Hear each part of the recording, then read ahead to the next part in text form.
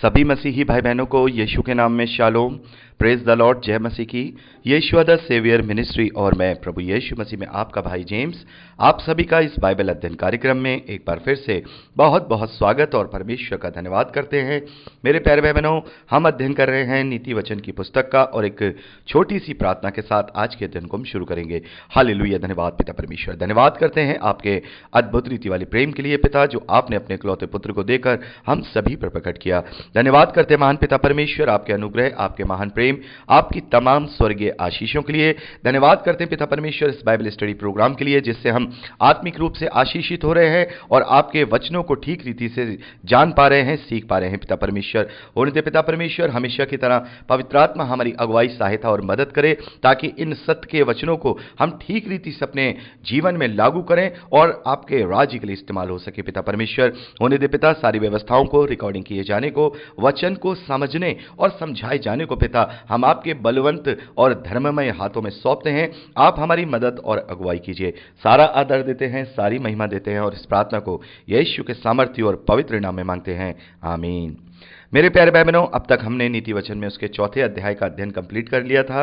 आज समय है कि हम उसके 5वें अध्याय से आगे का अध्ययन करें। यह 5वां अध्याय मेरे प्यारे भाई बहनों बहुत ही महत्वपूर्ण अध्याय है, क्योंकि जैसा मैंने आपको बताया था कि पहले अध्याय से लेकर 9वें अध्याय तक ये जो पहला भाग नीति वचन का है, जहां राजा सुलेमान ने जवानों को सलाहें दी हैं। ये खास तौर पर जवान लोगों के लिए यह अध्याय लिखा गया है। मेरे प्यारे भाई बहनों, यहां पर व्यभिचार के विरुद्ध चेतावनी दी गई है।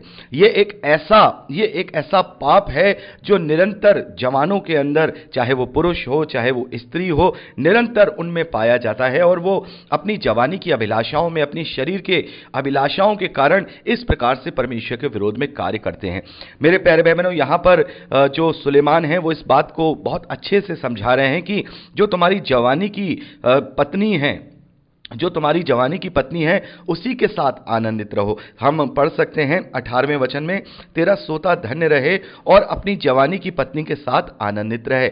मेरे प्यारे भाई बहनों, परमेश्वर ने जब मनुष्य को रचा था तो उसमें ये सारी चीज़ें नहीं पाई जाती थी, क्योंकि उसे कोई भी इस प्रकार से अपना वंश बढ़ाने की ज़रूरत नहीं थी और वो अदन की वाटिका में हव्वा के साथ रहा करता था। लेकिन जब उसके मन में, जब उसने पाप किया और उसके अंदर जब मृत्यु समाई, तो वो नेचर का हो गया, यानी कि वो सृष्टि का हो गया। तो हमें समझना होगा, कई बार इस बात का सवाल उठता है कि भाई ये जो बातें हैं, जो इस तरीके के शारीरिक संबंध बनाने की जो इच्छा है, ये परमेश्वर ने ही तो मनुष्य में डाली है और मनुष्य इसको करना चाहता है, उसके अंदर अभिलाषाएं जागती हैं, तो ये परमेश्वर ने क्यों डाली हैं? अगर हम ये करने से अगर हमें पाप होता है तो परमेश्वर ने ये इच्छाएं ही क्यों डाली हैं? तो मेरे प्यारे भाई बहनों, इसका जवाब यह है कि जैसा भी मैंने बताया कि अदन की वाटिका में जब आदम था या हव्वा थी, तब उनके मनों में यह इच्छा नहीं थी और परमेश्वर ने उसको इस प्रकार की इच्छा के द्वारा नहीं बनाया था। भले ही उसने उसे सृष्टि के तत्वों से, यानी कि मिट्टी से मिलकर के बनाया था, लेकिन उसने जो अपना आत्मा, अपना श्वास जो फूंका है, अपने आत्मिक स्वरूप का फूंका है। तो भले ही ये शरीर जो है हमारा इस सृष्टि का था, लेकिन हम आत्मिक स्वभाव में थे और उस वक्त जो आदम था उसको किसी भी प्रकार की मृत्यु नहीं आनी थी, तो उसको अपना वंश भी बढ़ाने की जरूरत नहीं थी। जैसे स्वर्गदूत हैं, जैसे और भी क्रीचर हैं जो अपना कभी विवाह नहीं करते हैं, या उन्हें ये शारीरिक संबंध बनाकर अपने वंश को बढ़ाने की जरूरत नहीं होती है, तो उनके अंदर ये फीलिंग्स नहीं होती। लेकिन मनुष्य में यानी जो आदम था, उसमें भी ये फीलिंग्स परमेश्वर ने नहीं डाली है। ये जो सवाल करते हैं कि ये परमेश्वर ने हम में डाली है, तो सीधी बात यह है कि परमेश्वर ने ये फीलिंग नहीं डाली है, क्योंकि उस वक्त आदम और हव्वा जब अदन के बागीचे में थे तब तक ये रिलेशन नहीं था, क्योंकि संबंध बनाने की जरूरत नहीं थी। वो केवल एक सहायिका और एक साथी के रूप में परमेश्वर ने उसकी पत्नी करके उसे दिया था।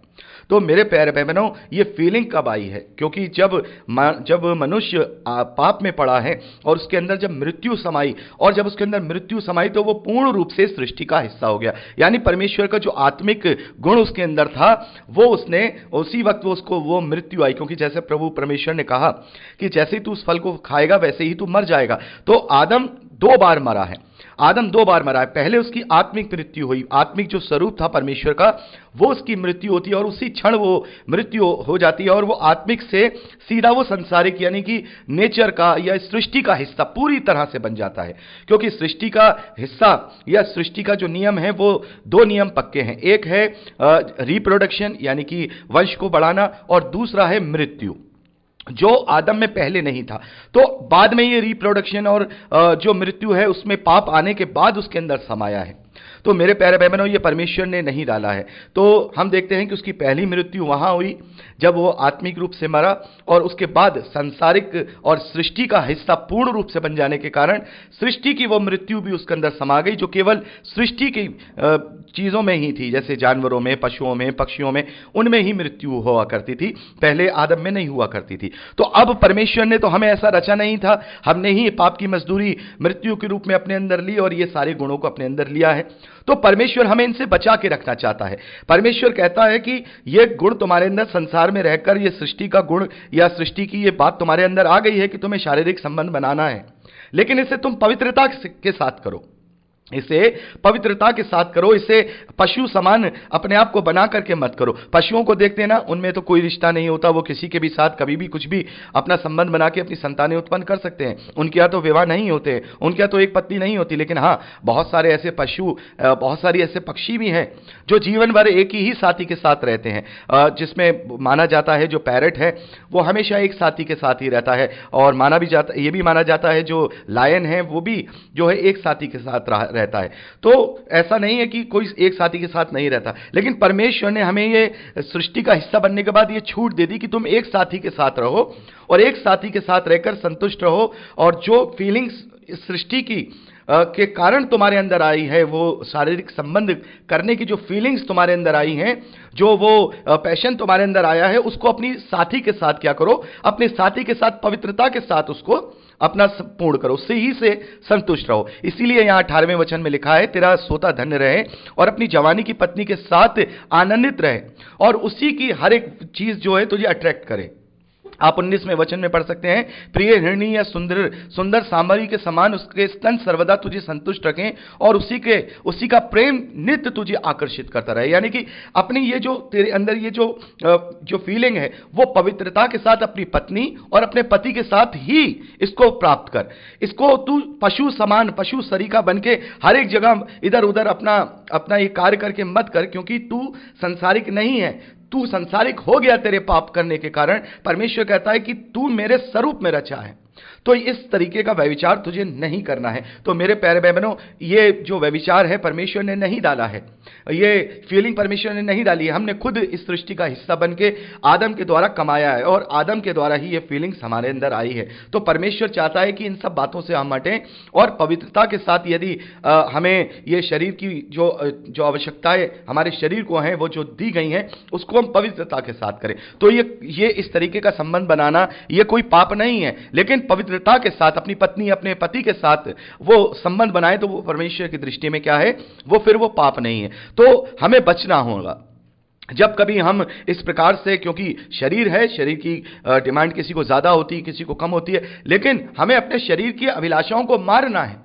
हमें अपनी जवानी की पत्नी के साथ, अपने जवानी के पति के साथ ही संतुष्ट रहना है, क्योंकि ये जो दूसरे जो पुरुष होते हैं या दूसरी जो स्त्रियां होती हैं, यहाँ सुलेमान कहते हैं क्योंकि पराई स्त्री के होठों से मधु टपकता है और उसकी बातें तेल से भी अधिक चिकनी होती हैं, परंतु उसका परिणाम नाग दौने जैसा कड़वा और दोधारी तलवार सा पहना होता है। उसके पांव मृत्यु की ओर बढ़ते हैं और उसके पग अधोलोक तक ही पहुंचते हैं। तो जब कभी इस प्रकार का मन में हमें जो है हमारी अभिलाषाओं के द्वारा हमें भरमाया जा रहा हो, किसी स्त्री की तरफ या किसी पुरुष की तरफ हमें अट्रैक्शन हो रहा हो, क्योंकि हम सृष्टि के हैं तो कभी कभार ऐसा हो जाता है, तो अपने आप को हमें संभालना होगा, हमें ये देखना होगा कि ये इसमें कोई डिफरेंट नहीं है, इसमें डिफरेंट नहीं है, इस सृष्टि का हिस्सा और सृष्टि का नेचर होने के वजह से हमारे अंदर ऐसा आ रहा है, क्योंकि सृष्टि का हिस्सा है कि ज्यादा से ज्यादा संतानें उत्पन्न की जाए, इसीलिए वो ज्यादा से ज्यादा अलग अलग तरीके से वो जो सृष्टि के जो नियम हैं, सृष्टि के पशु पक्षी वो अलग अलग तरीके से जो है संबंध बनाते हैं ताकि उनकी संतान और वंश बढ़े। लेकिन हमें इस तरीके से नहीं करना है। हमें अगर अपना वंश बढ़ाना है तो हमारी पत्नी हमारे पास है, हमारा पति हमारे पास है, हमें इस तरीके से नहीं जाना है। तो इस सृष्टि के नियम को अपने अंदर कंट्रोल करना होगा। यही आज्ञा पालनता हमें परमेश्वर के निकट करेगा, यही आज्ञा पालनता हमें परमेश्वर की दृष्टि में हमें ग्रहण योग्य बनाएगा। तो जब कभी इस तरीके की बात रिटेक्शन आए तो मन में हमें समझाना है कि नहीं, ये सब कुछ सेम है, ये केवल हमारे अंदर की एक शरीर के मृत्यु वाली अभिलाषा की ये लालसा है जो इस स्त्री की तरफ या इस पुरुष की तरफ हमें धकेल रहा है। क्या इसके पास है जो मेरी पत्नी के पास नहीं? क्या इसके पास है जो मेरे पति के पास नहीं? अगर हम इन चीजों को देखें, अगर इन चीजों को अपने जीवन में हावी कर लें, तो निसंदेह तौर पर कभी भी किसी पुरुष का या कभी स्त्री का मन इस प्रकार से भरमाया नहीं जाएगा, यानी वो अपने भरमाए जाने में नहीं आएगा। क्योंकि कई बार क्या होता है कि हम अपनी अभिलाषाओं और लालसाओं में फंसते हैं, लेकिन कई बार शैतान भी ये सारी चीजें करता है। मेरे प्यारे भाई बहनों, शैतान ने इस वक्त इस प्रकार का भ्रम जाल फैला रखा है। अब ये मूवीज हैं या जो पिक्चर देखते हैं या इंग्लिश मूवीज हैं जो आती हैं, पुरानी हॉलीवुड की मूवी, मैं वल्गर मूवी की बात नहीं कर रहा, मैं नॉर्मल मूवीज की बात कर रहा हूं। तो वहां स्त्री को क्या किया जा रहा है, पुरुष को क्या किया जा रहा है? क्या हम सामान्य लोग ऐसे हैं? क्या हम सामान्य लोग ऐसे रहते हैं? वो फिल्मों में जो हीरो हीरोइन होते हैं वो भी अगर सामान्य तौर पे देखें तो वो भी सामान्य है, लेकिन मेकअप करके, अच्छे अच्छे कपड़े पहना करके, बॉडी बनाकर, ये करना, शो ऑफ करके वो चीजों को भड़काते हैं और ये शैतान कराता है। और शैतान ऐसा कराता है कि जब हीरोइंस हैं, जब वो अच्छे अच्छे सुंदर मेकअप में और अच्छे अच्छे कपड़े और जो कहते हैं भड़काऊ चीजें करती हैं, तो क्या होता है, पुरुष का मन क्या होता है, उसमें भटकता है। ऐसी स्त्रियों के साथ भी है, जब पुरुष अच्छी अच्छी बॉडी बिल्डिंग और ये सब करके अच्छे कपड़े और स्टाइल में आते हैं पिक्चरों में, तब उन स्त्रियों का भी मन भटकता है। और क्या होता है, ये वही बात हो जाती है कि हमें उनके होठों से मधु टपकता हुआ दिखाई देता है, उनकी बातें हमें अधिक चिकनी दिखाई देने लगती हैं, तो हम इन चीजों की तलाश फिर दूसरी जगह करने लगते हैं। लेकिन मेरे प्यारे भाई बहनों, मसीही विश्वासी तो वैसे ही आत्मिक है, उन्हें तो इन चीजों से दूर रहना चाहिए। हमें समझना चाहिए कि नहीं, यह रियलिटी नहीं है, दिस इज नॉट रियल, ये फेक है, ये हमें भरमाने का जाल है, ये मनभाऊ फल है जो हमारे लिए नाग दोनों जैसा कड़वा है, दोधारी तलवार के जैसा पहना है। तो मेरे प्यारे भाई बहनों, आप इसको पूरा पढ़ लीजिए। यदि यहां खास तौर पर जवानों के लिए है, क्योंकि वो लोग ज्यादा इस चीज पे जो है फंसते हैं, क्योंकि कहीं ना कहीं बहुत सारी ऐसी स्त्रियां हैं, बहुत सारे ऐसे पुरुष हैं जो लोगों को, जो शैतान के अधीनता में चल रहे हैं, लोगों को भरमाते हैं, लोगों को भटकाते हैं। तो हमें नहीं भटकना है। इसीलिए कई बार ये सवाल उठता है कि हमें पिक्चर्स देखनी चाहिए कि नहीं, हमें मूवीज देखनी चाहिए कि नहीं। तो मैं यही कहता हूं कि देखने से तो कोई पाप नहीं, लेकिन देखने के बाद जो उसका इंपैक्ट हमारे जीवन में पड़ेगा वो तो पाप को उत्पन्न करेगा ना। तो अगर आप इतने आत्मिक हैं, आपको इन सब बातों से कोई फर्क नहीं पड़ता, आपको कोई प्रभाव नहीं पड़ता, तो आप देखिए। लेकिन अगर हमारे जवान इनको देख करके भटक रहे हैं, तो बिल्कुल हमें उन्हें रोकना होगा, बिल्कुल उन्हें इन चीजों से हमें बचाना होगा, क्योंकि वो तो कोरा कागज है, ना जाने वो किस बात से अट्रैक्ट हो जाए। आज क्या है, आज गर्लफ्रेंड, बॉयफ्रेंड, ये सब का तो ट्रेंड चल रहा है। लोग शादी नहीं करना चाहते, बल्कि शादी से पहले लिव इन रिलेशन में रहना चाहते हैं। क्या है ये फुलिशनेस? क्या फुलिशनेस है ये? फुलिशनेस नहीं तो और क्या है कि आप एक साथ भी रहना चाहते हो और शादी भी नहीं करना चाहते हो। ये फुलिशनेस, ये शैतान ने उनके मनों में डाला है। ये वो बातें डाली हैं कि ऐसे डेटिंग करेंगे और ऐसे ये करेंगे, ऐसे फूल देंगे, और ये कहां से सीखा है सबने? ये शैतान की परिकल्पनाएं हैं जो हमारे जवानों में डाल दी गई हैं इन स्टोरीज के द्वारा। पहले तो स्टोरीज चलते थे, नाटक चलते थे, अब मूवीज आ गई हैं। इसके द्वारा ये क्या हो गया, बच्चे अब इन्हीं चीजों में अट्रैक्ट हो गए कि मेरा बॉयफ्रेंड होना चाहिए, मेरी गर्लफ्रेंड होनी चाहिए, और शरीर की अभिलाषाओं में फंसकर व्यभिचार तक जो है जो जवान है बच्चे वो कर देते हैं। आज मैं समझता हूं कि कम से कम मैं समझता हूं कि 50 से 60% जो जवान हैं वो व्यभिचार कर चुके हैं अपने जीवन में, क्योंकि वो इतना उन्हें खुला माहौल मिला हुआ है। तो हमें अपने बच्चों को इन बातों से बचाना है, उन्हें समझाना है, खुद को भी बचाना है, खुद को भी समझाना है, क्योंकि वो लगती तो बहुत मधु जैसी हैं, लेकिन वो उसका जो परिणाम होता है वो नाग दोने जैसा कड़वा होता है, दोधारी तलवार से भी ज्यादा पैना होता है, और ऐसा करने से हम मृत्यु की ओर ही बढ़ते हैं। तो जब कभी मसीही विश्वासी इस प्रकार से इस सिचुएशन में अपने आप को देखें, तो सबसे ज्यादा इस नीति वचन को याद करने से ज्यादा इस बात का स्मरण करें कि we are the temple of God, हम परमेश्वर का मंदिर हैं, और जो कोई इस परमेश्वर के मंदिर को दूषित करेगा तो परमेश्वर उसे नष्ट करेगा। इस बात का परिणाम, इस बात का हम हश्र जो है अपने जीवन में याद करें, उस कार्य को करने से पहले याद करने कि हम परमेश्वर का मंदिर हैं। यदि हम सचमुच में अपने आप को परमेश्वर का मंदिर मानते हैं तो हमारे लिए व्यभिचार से दूर रहना कोई कठिन बात नहीं होगी, कोई कठिन काम नहीं होगा। और सबसे ज्यादा अपनी दृष्टि को साफ रखिए। अपनी दृष्टि को हम अगर ये साफ रखेंगे कि मैं खुद मैं नहीं हूं, मैं पहले मर चुका हूं, मैं डाइड हो चुका हूं, मैं प्रभु के साथ क्रूस पर चढ़ा दिया गया हूं, अब मैं नहीं हूं, मुझ में मसीह जीवित है, तो अब मैं ये जो कर रहा हूं मैं मसीह के द्वारा करवा रहा हूं, तो मैं मसीह का भी क्या हो रहा हूं, दोषी हो रहा हूं। तो अगर ये बातें हम अपने मन में रखेंगे तो निस्संदेह ये बातें भी हमारे लिए लाभकारी हैं। 5वां अध्याय जब हम पढ़ते हैं, सलाह है, अच्छी सलाह है, लेकिन इसको हम केवल पवित्र आत्मा की सामर्थ और परमेश्वर के वचन के द्वारा ही अपने जीवन में कार्यान्वित कर सकते हैं। तो अपने आप को पवित्र रखिए। पवित्र आत्मा का हम मंदिर हैं, परमेश्वर हम में वास करता है और हम इस मंदिर को अब दूषित नहीं कर सकते हैं। यह दृढ़ विश्वास अपने अंदर उत्पन्न करिए। मेरा विश्वास है, और मेरा विश्वास है हम में से बहुत सारे भाई बहन, बल्कि ज्यादातर भाई बहन इस पाप से दूर हैं, इस पाप से दूर हैं, और होना भी चाहिए, क्योंकि हमारा नया जीवन इसी में है। तो हमें जवानों को इसी प्रकार से समझाना है। तो मेरे प्यारे भाई बहनों, 5वें अध्याय में यही पूरी बातें थी, हमने बहुत ही अच्छे से एक्सप्लेन यहाँ पे किया है। और अब हम 6ठे अध्याय से आगे का अध्ययन अगली रिकॉर्डिंग में करेंगे। प्रभु आप सबको बहुत आयत की आशीष दे। Praise the Lord.